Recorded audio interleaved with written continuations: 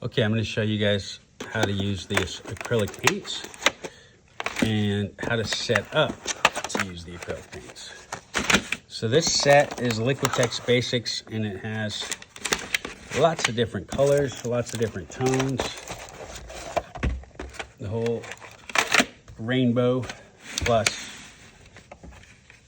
some metallic colors and some nice neutrals.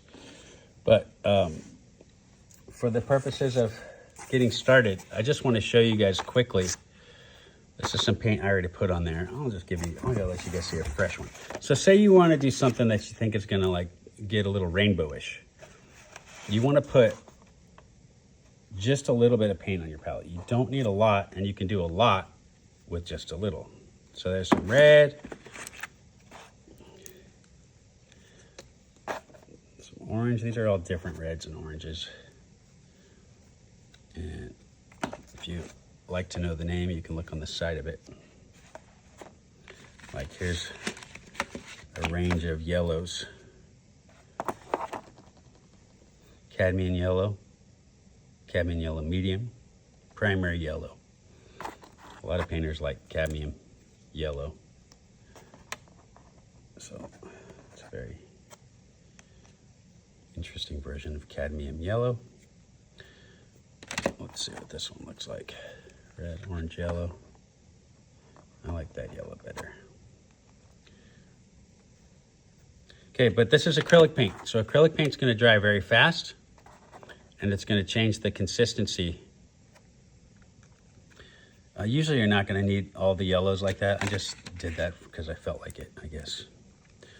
So, and what I'm trying to model here is don't put a big old glob of paint on your canvas. Even if you're gonna paint a lot, the paint goes a long way, and you can always go back and get more. But start with a little, because if you start with too much, it's gonna dry, and it's gonna ruin the paint for everybody. Okay, again, here's like 3 different shades of green. Now maybe you're gonna paint grass and you want it to look realistic, so you actually wanna have different shades of green. Well, you can take one color of green, add some black to it, add some white to it, and you're gonna get a different shade or tint of the green. So you don't actually have to put all these different greens on here to get variation. Red, orange, yellow, green. Now we're gonna move into some blues. And these are a little too close together if I really wanted to have space for mixing. And normally you're not gonna really use that many paints. You can do a lot with a lot less paint. To be honest, I'm not even sure why I'm putting so much on here. Wondering why I didn't put the paint on. It's because that acrylic already dried.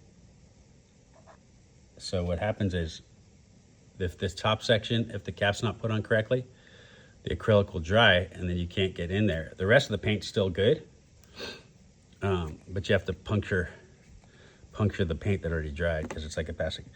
Blue, let's get some violets. I need a different red probably too, but anyway, we're not really painting a whole painting right now. I'm just showing you how to get the paint on your palette. And then I'm also going to show you how to clean up, which is also very important.